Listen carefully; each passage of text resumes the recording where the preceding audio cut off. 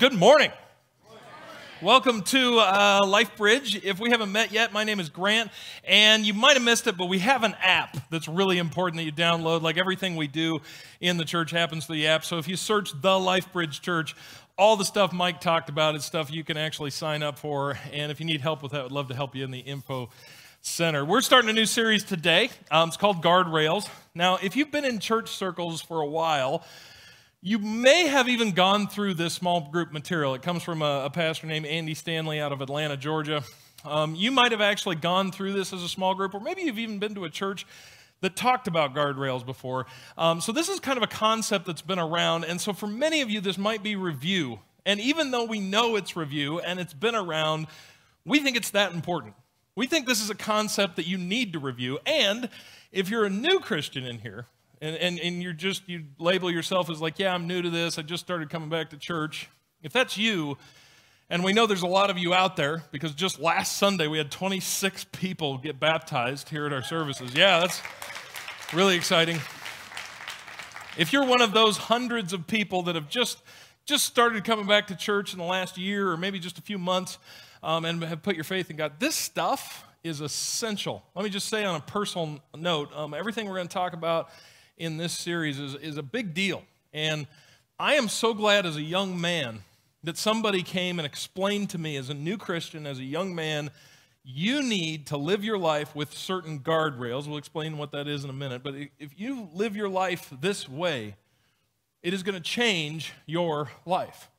And I'm so thankful that somebody came and told me that in my life before I made a bunch of mistakes. Because I'll be honest with you, I really believe if I hadn't set up some guardrails in my life early on, that I would have made some major mistakes. I know my faith wouldn't be where it is, and just transparently, I think I would have really messed up in some big ways morally if I didn't have these guardrails in my life. So if you're a new Christian, or you're a Christian and you're just here for review, I want to reiterate, this stuff is important. Make sure you come every week of this series.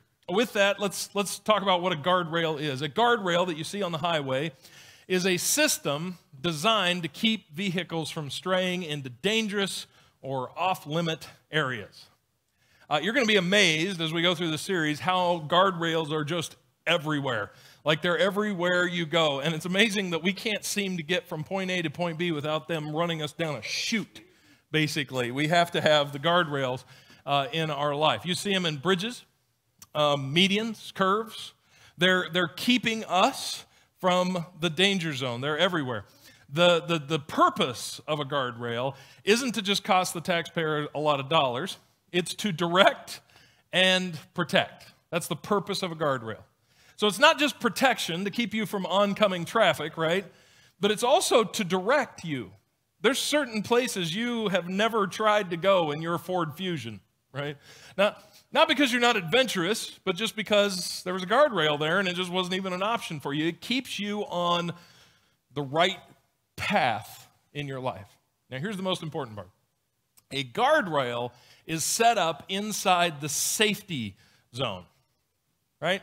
So it's before you even get to the danger. It's well inside the safety zone.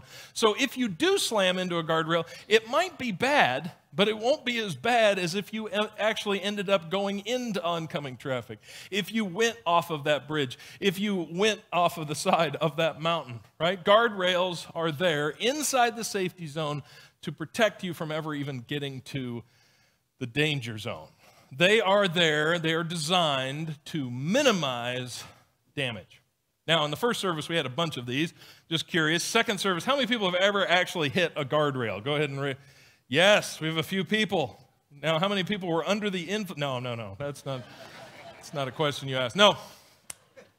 For those of you, I haven't actually done it, but I know somebody has because I always see paint smeared all down the side of them. And wow, somebody had a bad day there, right? For those of you that have slammed into a guardrail, it may have done damage to your car. It may have deployed your airbags. You might even end up in the hospital. But it wasn't as bad as if you would have veered into oncoming traffic and that semi would have hit you, or you went barreling off the side of the mountain. That's what guardrails are there, to minimize damage, right? Now, here's the whole point of this message. Guardrails are needed in more than just the highway. The highway isn't the only place we need guardrails. So if you're new to this and you haven't really heard this concept, you're like, okay, so what are you talking about? Let me tell you about some simple guardrails that I have in my life that keep me from some really crazy stuff. I think we're all familiar with the concept, right? We all kind of do guardrails in our life.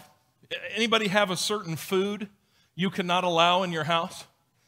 Right? I mean, there's some foods like you can deal with the temptation, but there's some foods like you just can't have in your house. For us, it's peanut M&Ms. Like, if you put peanut M&Ms in our house, not just me, but the whole family, we will mow. The philosophy is eat them till they're gone.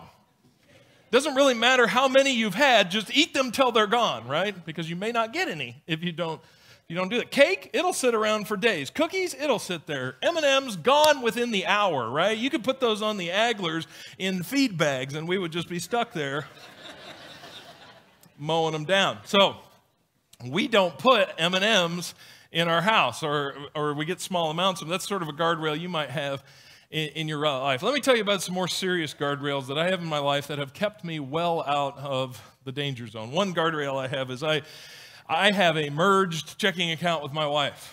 I don't have access to my own money. I bring that up because I realize there are a lot of people that have access to, your accounts are private. I've never had that as a married man, and I'm going to tell you, I'm glad I've never had it. I'll tell you for two reasons. One, because there's certain things that have not even been tempting to me because I knew that I could not spend this money without my wife immediately knowing about it, right? So there are temptations that I have never even faced, or I'm not even saying I would have done it, but I didn't even have to deal with the temptation because I knew that my wife could see what I did with my money. The second reason, and this is probably the bigger deal, is because I need accountability with money, right? If I'm just out there willy-nilly spending my money, I save pretty good, but I will just blow through cash. In every relationship, there's one person that spends money and one person that's trying to hold on to the money. If you're the spender, go ahead and raise your hand. You know who you are, right? Okay. You need accountability with your money, right? That needs to happen, and I need that accountability. My wife needs that accountability with me. There are some people who are hiding, and I know this is true. I don't know if it's somebody in this room, but I know of people who are hiding thousands of dollars of debt from their spouse because they didn't have this guardrail set up in their life. So that's one that I have. Second guardrail is because I also know there's people out there who will blow into my life and destroy my life and destroy my family's life. And so I do not talk privately in any way with anybody of the opposite sex through messaging or texting or email or anything when it comes to any kind of counseling. And that's tough as a pastor. That may not be a big deal for you, right? If you're a mechanic, you might not have ladies coming to you and being like, hey, I wanted to talk to you about my marriage, right?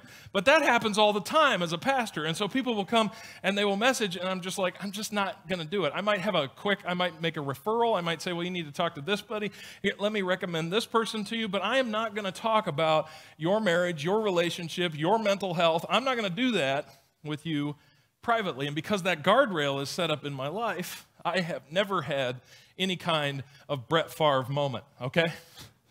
Some of you can appreciate that. Anyway, so those are the kind of guardrails that we need to set up in our life, and those are really important. You don't just need them on the highway, you need them in every aspect of your life. Now, culture is doesn't encourage guardrails. Culture does not encourage guardrails. In fact, you will often find that when you go to actually practice a guardrail or establish a guardrail, you will get mocked for having this guardrail. But here's what's funny. When you actually end up messing up your life or committing adultery or doing something to it, they will kick you while you're down too. So culture does not encourage guardrails, but they will mock you when you mess up because you didn't have any. Culture is content with painted lines. Let's talk about painted lines. Give you a couple examples. Drink responsibly.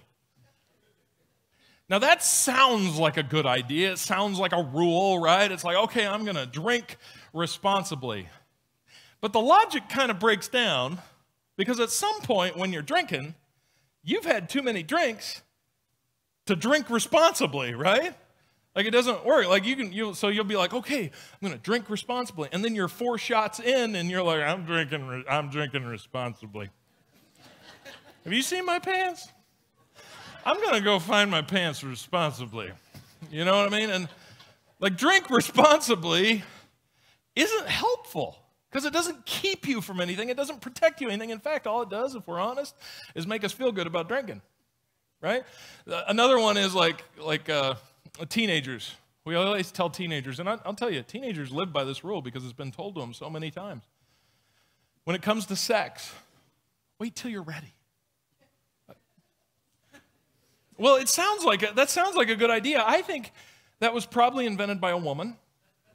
That's not a knock on women because that kind of makes sense because they're analyzing whether they're ready or not. But if you go to a teenage boy and say, wait till you're ready, what are they going to say? I was born ready.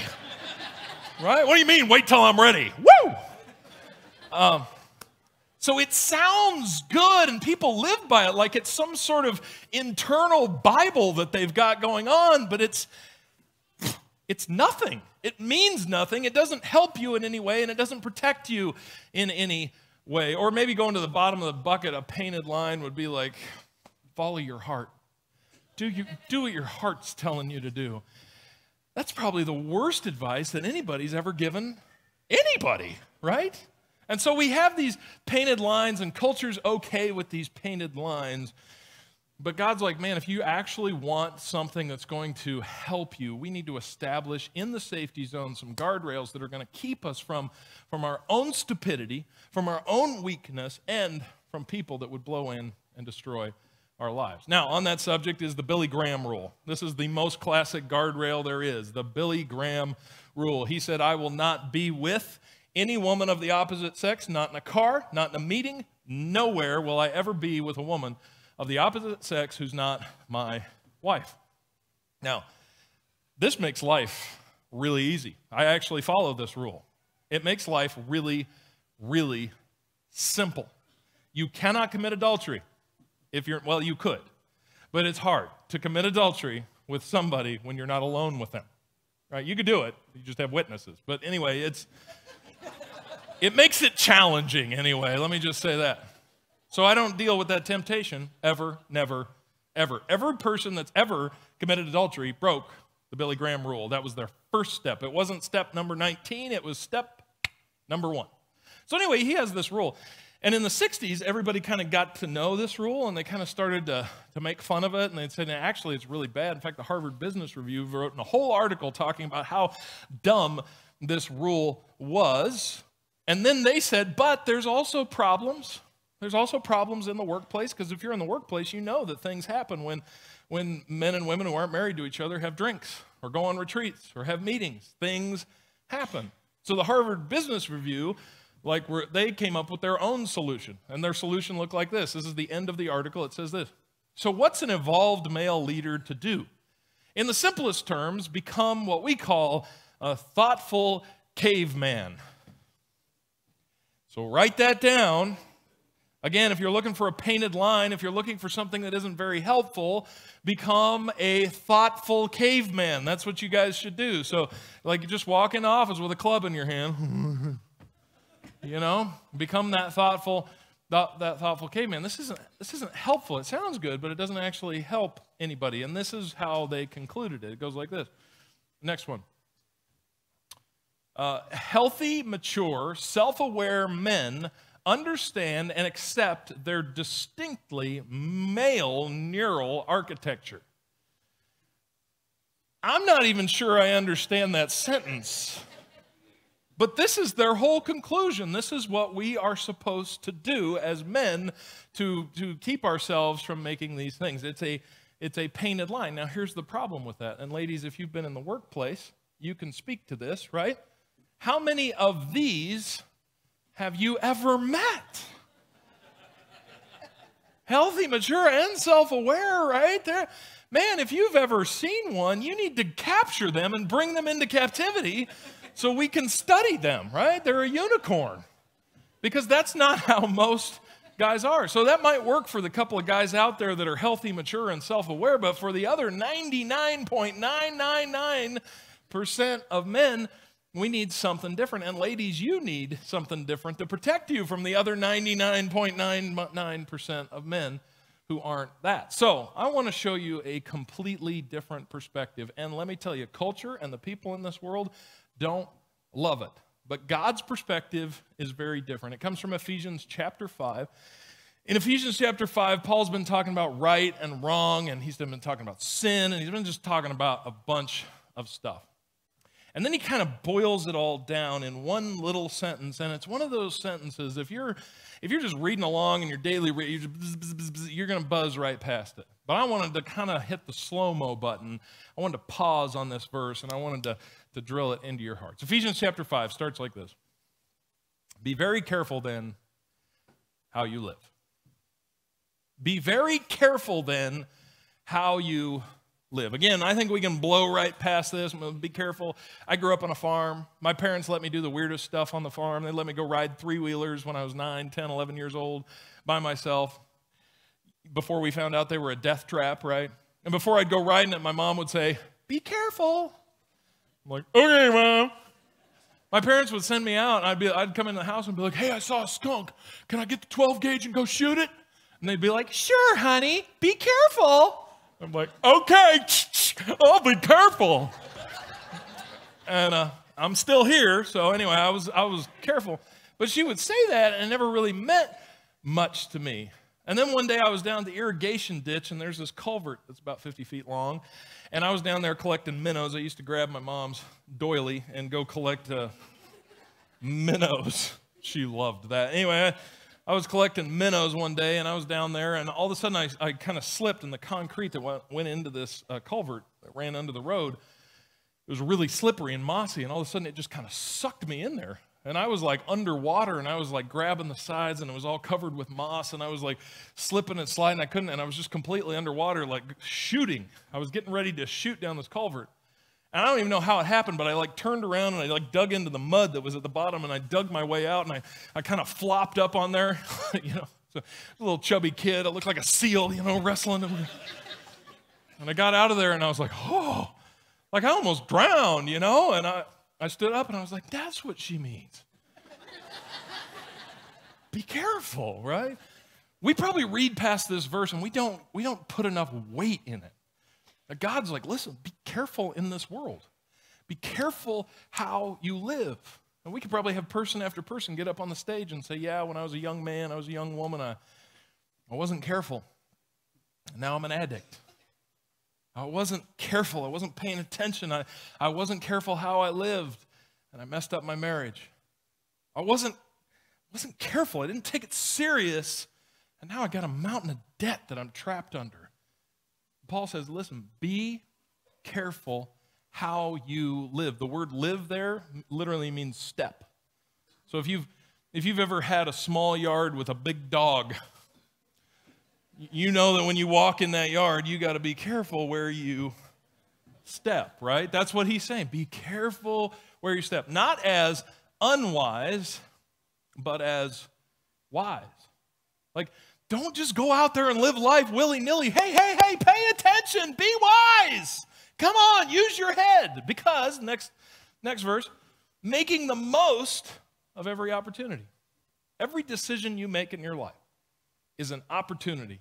An opportunity to do something good or an opportunity to do something stupid. An opportunity to live for God or an opportunity to live for yourself. An opportunity to make your life good or to really mess up your life and probably somebody else's. So, just to slow that down, be careful then how you live, not as unwise but as wise. Make the most of every opportunity you have because, see, here's your motivation, because. Right? The reason I was never motivated to heed my mom's warnings, I didn't have any motivation. I didn't have a reason. But Paul says, listen, this is your reason. Because the days are evil. If you want a perspective that's different than the world's perspective, this is it.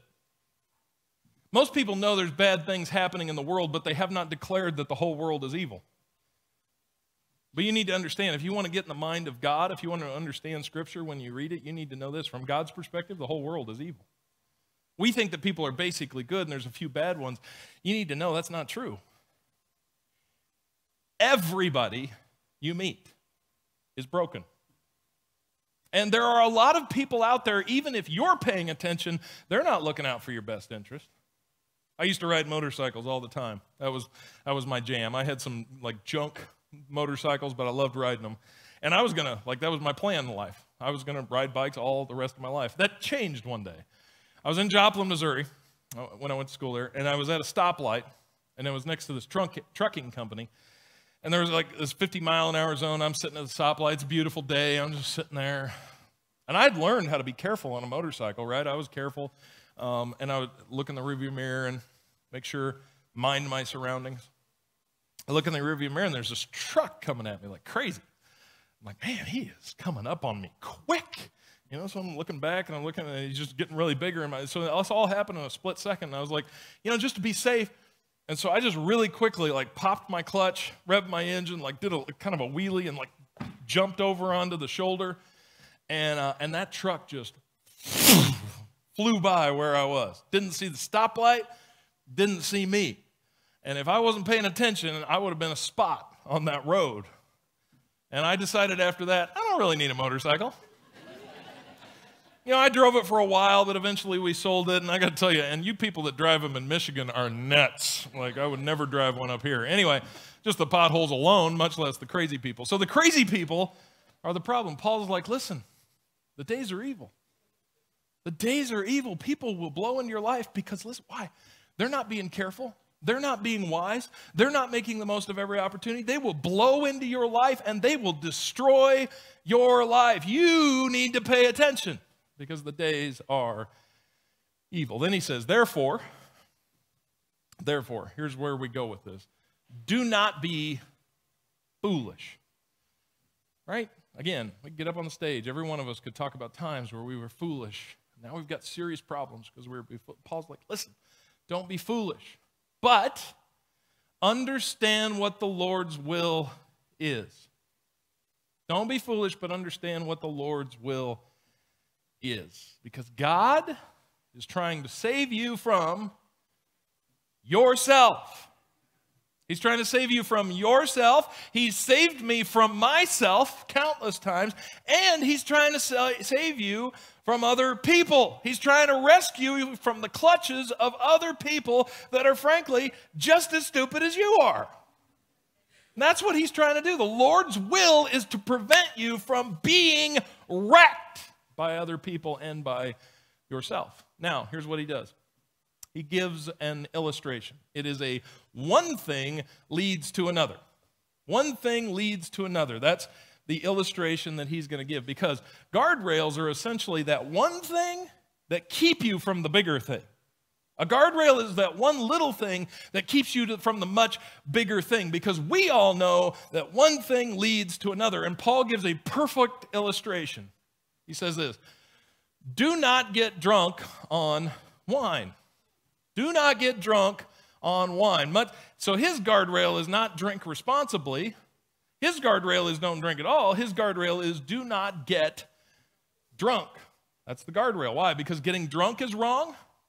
Well, yes, but the reason it's getting drunk is wrong is because do not get drunk on wine, which leads to what? You can fill in the blank, right? You know what getting drunk leads to. Everybody knows what getting drunk leads to. You could fill in the blank. Anybody come to mind? Anything come to mind, right? There's something that you did or you know or you watched somebody else do and you're like, yep, got drunk and that happened. So the guardrail is don't get drunk. That leads to another. In your life, you probably know somebody who was a drunk. For you, your parents might have been alcoholics. I had to watch my mom because my mom's parents were alcoholics. Her whole life, she grew up with these, and she would sometimes tell me stories. And I would be like, man, as weird as sometimes you can be, Mom, because she's my mom. Everybody thinks their mom's weird, right? As weird as you can be, Mom, at least that never happened. But her life was a result of their decisions. And their life it wasn't just their life, it was hers. Can you think about how different your life might be? Not just theirs. One thing leads to another. So he says, do not get drunk on wine. Hey, while we're here, because we don't go here very often, I just want to say this to you. If more than one person has told you you drink too much, you do. If more than one person has told you you drink too much, it's a truth. It's a statement. You do. For those of you watching online, it got really quiet in here just now. No, we don't go there very often, but that's something to pay attention. Now, moving on. Do not get drunk on wine, he says, which leads to debauchery. That's a big word. It means sexual immorality. It means just all kind of just weird, twisted sexual stuff. Can I get really weird here? I want to get really dark. I mean, yeah, you think about like a girl you hooked up with that you should not have hooked up with. You think of a lot of things that you might have done on spring break that you wish you wouldn't have done. You might think of things like that. But you know that no parent or child, when you think of somebody that touches their kid inappropriately, you think to yourself, how could they ever get in their frame mind to do that? Don't we already know the answer to that? Drunkenness leads to debauchery. I think we already know the answer to that question, and yet we're not being careful. We're like, oh, it's fun to get drunk. Man, we're not paying attention. So listen, guardrails safeguard us from handing over control of our lives to someone or something else. Oh, man, listen to that. That's good. We are constantly not putting the right guardrails in our life, and so we are handing control over to a substance. We are handing control over to people. We are saying to other people, listen, we don't have any protection from you or what's going on, so people blow into our lives and we give control to them, and then they lead us where? Straight into the danger zone. And guardrails are where we say, no, we're going to create margin. We're going to create space. We're going to allow these to direct and protect. He says, do not get drunk on wine, which leads to debauchery. Instead, here's your other option, be filled with the Spirit. Allow God to fill your life. And this verse is so good. I want to go through it one more time just so you get it. Ready? Here we go. Be very careful then how you live, where you step. Not as unwise, but as wise, making the most of every opportunity, because the days are evil. Continue. Understand what the Lord's, but therefore do not be foolish, but understand what the Lord's will is. Let me tell you, if you will make the decision that you're going to have guardrails, you're not going to go into those same ditches, you're not going to go out off those same curves, you're not going to fall off those same bridges. But as unpopular as it might be, you're going to put guardrails in your life that keep you from those things.